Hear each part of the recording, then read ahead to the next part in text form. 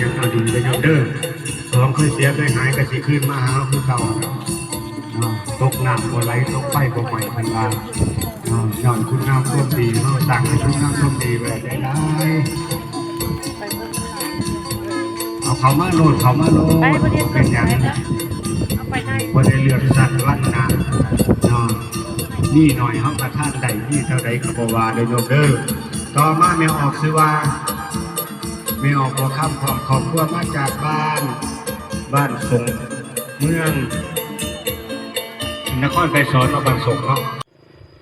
กับสบายดีพ่อแม่พี่น้องสู่คู่สู่คนมื้อนี้ก็มาพบกับบ่าวคำพงบ้านนากำลังเดินทางไกลมื้อนี้พี่น้องสิไปทำบุญทำทานตอนนี้ก็ฮอดบ้านน้ำพุพี่น้องบ้านนาโดนนะพี่น้องบ้านนาโดนว่าบ้านน้ำพุบ้านนาโดนขึ้นมาแต่บ้านน้ำพุเลยพี่น้องเลยเป็นเส้นทางดำพี่น้องมื้อนี้ก็มาทำบุญทำทานว่าสิไปกับน้องสาวไปทำบุญพูดเลยพี่น้องอยู่พระธาตุโพนพี่น้องมื้อนี้บุญฮอดยอดเกี่ยวน่าจะถึงพี่น้องมื้อนี้มาเบิ่งบรรยากาศแคมทางตอนนี้ก็เดินทางมาไกลเลยทุกคนมาถึงเมืองจำพรพี่น้องเลยกำมาฮอดน่าจะเป็นทางเมืองไซบูทองเลยพี่น้องทางนี้ฮะเขตนี้ครับพี่น้องเลยเพื่อบรรยากาศสวยสดงดงามพี่น้อง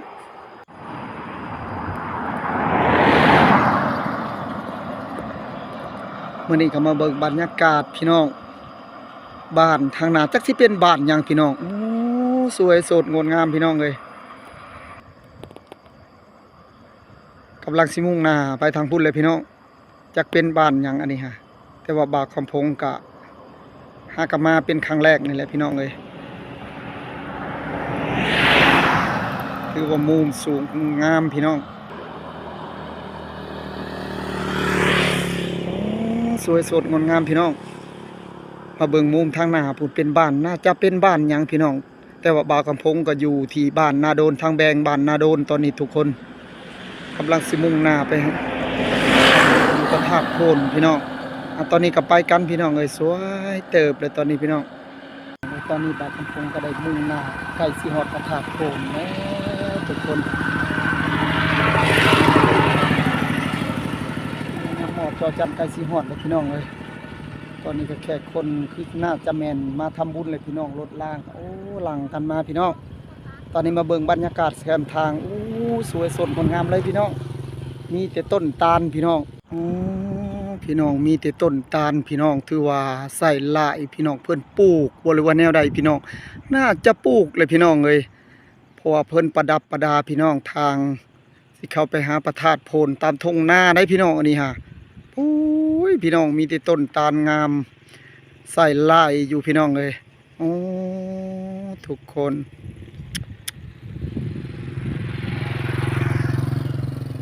เป็นกันพี่น้องตอนนี้บ่าวคำพงก็เดินทางกับไก่สีหอดพระธาตุโพนพี่น้องเลยตอนนี้ก็มาเห็นธรรมชาติแบบสวยนะพี่น้องสวยสดงดงามพี่น้องเลยมาถ่ายให้พี่น้องเบิ่งพี่น้องเลยมาเบิ่งวิวทางนี้พี่น้องอันนี้เป็นทางไต่เด้อพี่น้องเลยมาเบิ่งทางนี้อุ้ยพี่น้องเลยสบหลายกระดอเป็นต้นตาลมีแต่ต้นตาลทั้งสิ้นพี่น้องโอ้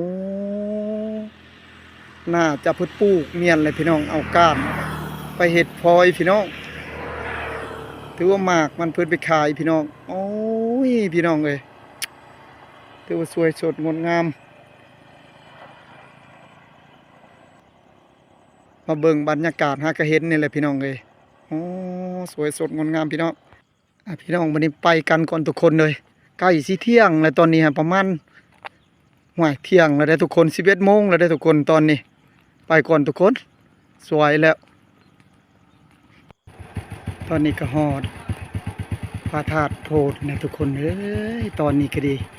มาเบิ่งบรรยากาศมื้อนี้ก็ท้องฟ้ามืดครึ้มพี่น้องบรรยากาศดีดีพี่น้องตอนนี้ก็ไปก่อนทุกคน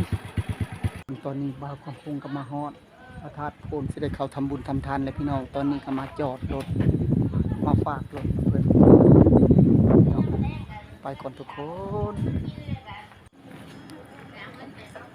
ทำต่อแบบง่ายๆสั้นคนก็บ่ค่อยจะหลายมื้อนี้ทุกคน ถือว่าสิได้ไว้หรอกทุกคนมาทำบุญทำทานสิได้เข้าไว้ขึ้นไว้บ่ว่าซั่นแหละ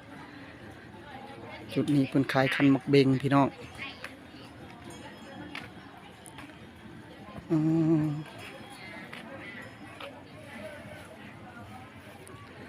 งามงามพี่น้องเอ้ยบวชถ่ายรูปพี่น้องผู้คนมาทำบุญทำทานแล้วก็มาถ่ายรูปเป็นที่ระลึกกลับเมื่อบ้านเมื่อซ่องพี่น้อง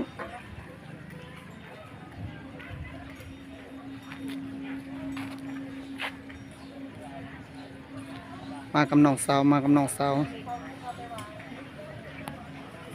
ไปเข้าไป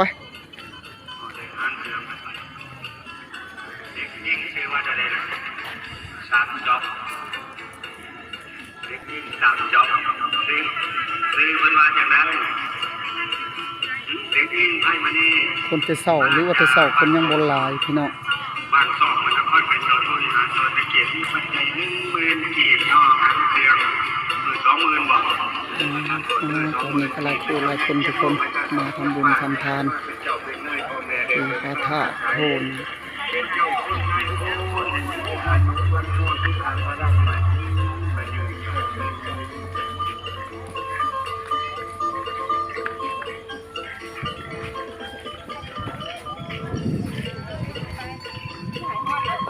ตอนนี้ก็ไปบูชาเครื่องที่เฮาจะมาทำบุญทุกคน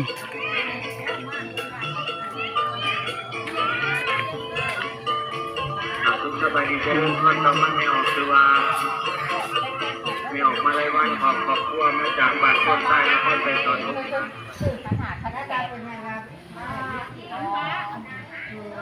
เป็นเฮ็ดใช่นี่ก็แล้วนี่ทักหาทักเศษบ้านกะใช่นี่สบายถือว่าแต่งแล้วอยู่นี่หมดแล้วเนาะเป็นไงครบหมดแล้วอ๋อตอนนี้เข้าไปบูชากันทุกคนสบายอันนี้เป็นคันแก้บนฮะแก้บนคือวันพกว่าครบหมดแล้วในนี้ยังในเครื่องแกงเขาสิมีต้นแล้วเอาตัวนี้แหละไปเอาต้นผู้หันมีต้นมีต้นกับตัวนี้ในพกอยู่บ่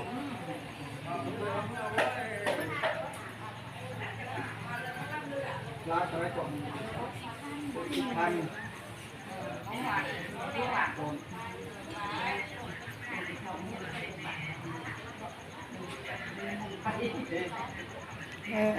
กระบอกคนละเอาชุดนี่ทานมาทำบุญพี่น้องดีมาทำบุญพี่น้องสุดใจสุดใจพี่น้องเลย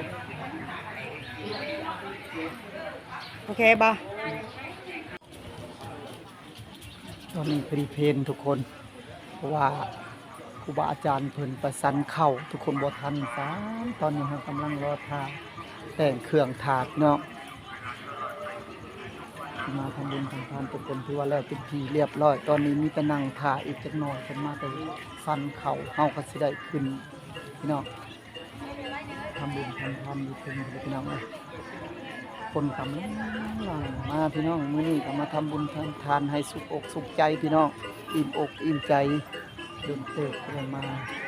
ตอนนี้บรรยากาศแดดเริ่มแดดแล้วพี่น้อง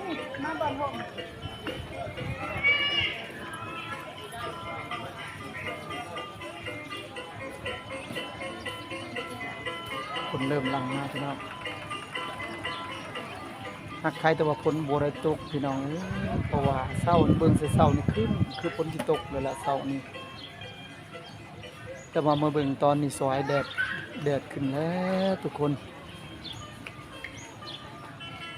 เดินเพื่อทุกคนมาทำบุญทำทานทางหลังคนก็ได้มาทำบุญที่กันทุกคนนับเบิ่งตาไว้ได้เพื่อนผู้ที่เกิดแล้วขอบุญขอก้อนแล้วกรุณาลูกหลานร่วมไม้ร่วมมือนำกันแล้วจะตักใส่ที่ลุ่มที่ให้อนุกรรมการเพิ่นได้ว่าให้แล้ววนตักผู้ที่ลุ่มเด้อแม่ทุกคนลูกเพิ่นลูกเพื่อนได้แล้วขอบุญขอคุณแล้ว ขอบุญขอพรแล้วกรุณาเอาลูกกระตักไว้ที่เบื้องลุ่มได้ลูกหลานเด้อเพื่อรักษาความสะอาดน้ำกันมันควันมันอูดมันเอาคุณพระบรมพระธาตุเจ้าคนนะร่วมไม้ร่วมมือน้ำกันนะลูกหลานนำบทสุขุทุกคนเด้อลูกเปิ่งดันเพื่อนที่มาแต่ไก่ก็ดีขอกรุณาร่วมไม้ร่วมมือน้ำกันไหวแล้วขอบุญครับถูกที่หนุ่มเด้อสบายดีขอความร่วมไม้ร่วมมือน้ำหนุ่มกำลังเด้อทุกผู้ทุกคนพี่น้องได้อารมณ์ประจักษ์แต่ว่าใจอิ่มอกอิ่มใจเลยพี่น้องตาไว้ได้ฝนตกเลยพี่น้องมือจะพูดอย่างเดียวนั่นเพื่อบ่ให้มันมีกลิ่นมีควันมันอืดมันเอาเพราะว่าช่วงนี้ก็ช่วงหน้าให้นาช่วยกันรักษาอนามัยช่วยกันหลังจากขอบุญขอพรแล้วเราประจักษ์ไปที่ด้านลุงได้เวลาเด้อเราอยากจะให้ต้นมใหม่เราเมื่อรับกันว่าหลุดฝนหลุดเที่ยงทุกคนเลยขอขอบคุณขอบใจให้ลูกนั้นได้เป็นบุญบารมีวัตถุทุกคนเลยแล้วนะได้แล้วขอความรวมใหม่รวมมือกันดูกันงานนะถ่ายรูปนะ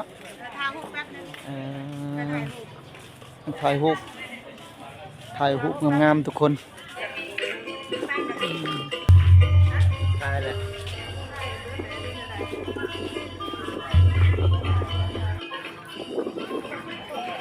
ทุกคนจะมาไต่เทียนไงทุกคนไต่ถูกประมาณนี้ทุกคน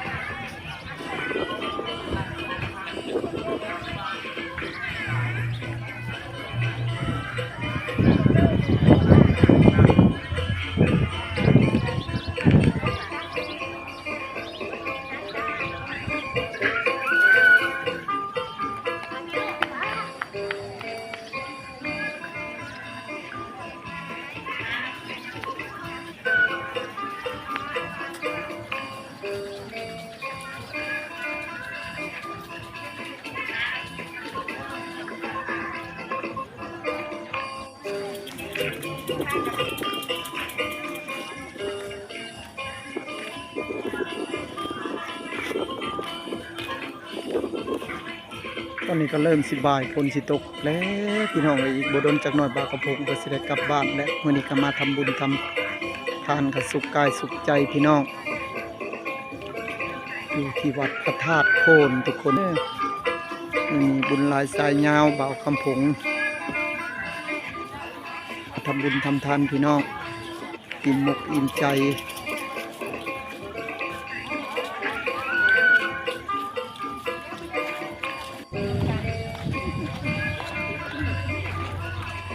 มันยังอันนี้เพิ่นได้กาแฟเพื่อสุขภาพ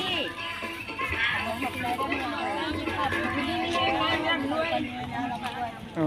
กาแฟเพื่อสุขภาพกาแฟแฮปปี้คอฟฟี่เพื่อสุขภาพ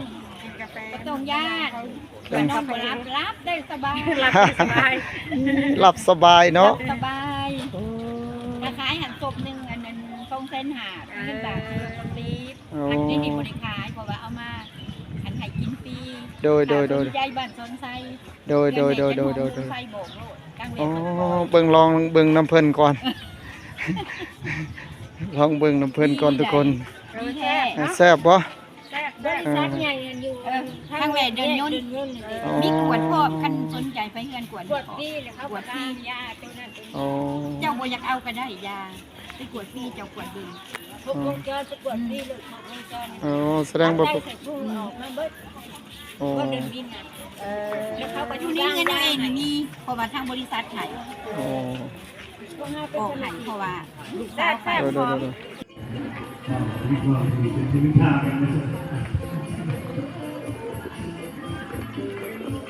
เราแต่ที่สองคือว่ามีความพยายามที่ว่าผู้นี้ไปที่ว่าไปเกิดมาเกิดในใจดีเพราะในยุคเวลาก็เกิดประกอบกับการที่ว่าไปที่ว่าที่สร้างกันเป็นอยู่เป็นอยู่ในชาวลิซ่าในเป็นความต้นทุนขั้นตอนดีอย่างหนึ่งเลยดีอย่างหนึ่งภาษาเจ้าดีนายแก้วเกิดเกิดเราว่า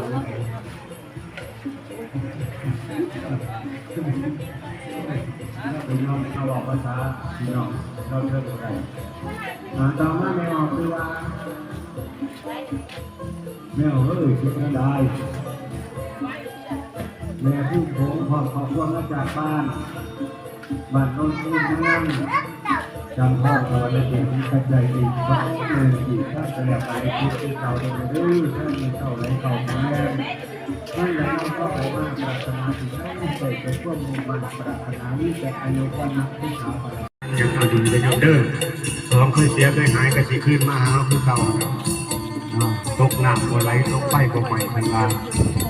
ย้อนคุณงามความดีเขาสั่งให้คุณงามความดีไว้ได้เอาเขามาโหลดเป็นอย่างบ่ได้เลือกสัตว์ลักนานี่หน่อยเขากระท่านใดที่เท่าใดขบวาได้โยเด้อต่อมาแมวออกซื้อว่าไม่ออกพอคำขอบคุณมาจากบ้านส่งเมือง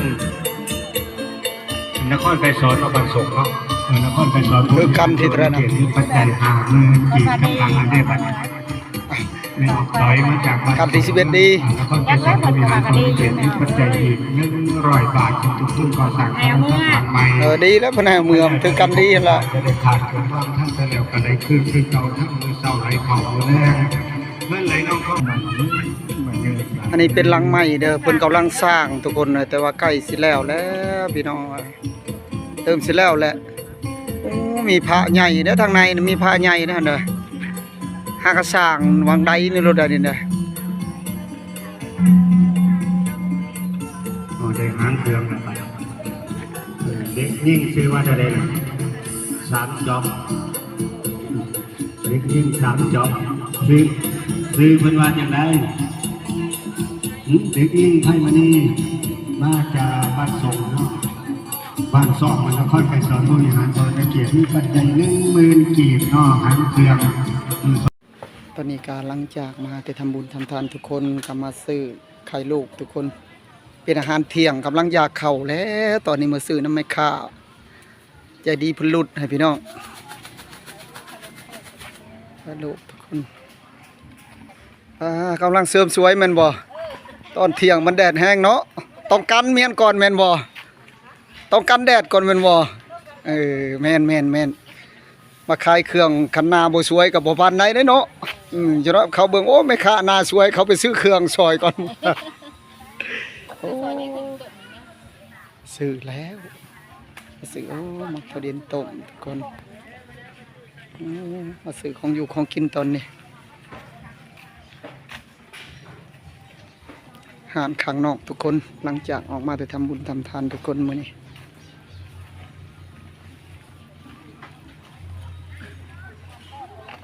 ได้แล้ว ซื้อแล้วน้ำตาลก้อนไปกินไปทุกคนตอนนี้ก็สิได้กลับพอทุกคนบ่ายแล้วตอนนี้ผู้บางคนก็จะได้ฮูบสวยฮูบน้ำไปเบิ่งบ่พี่น้องมาดีๆฮูบงามๆพี่น้องมาที่สร้างนี่โอ้สร้างโตบังใหญ่เนาะนี่ฮะห้วยฮิปขี่ลามาแล้วต้องได้ขี่สร้างโอ้ทุกคนเลยงาม ใครอยากได้รูปงามทุกคนทุกคนถือว่าคลิปมาวันนี้ถือว่ามาวันนี้กับบ่าวกำพงก็สิได้กลับบ้านกลับซองทุกคน มาเอาเรื่องพวกผมเอง ถือว่าสิได้จบซ้ำนี้ก่อนทุกคนขอกราบคำว่าสบายดีพี่น้องสู่คู่สู่คน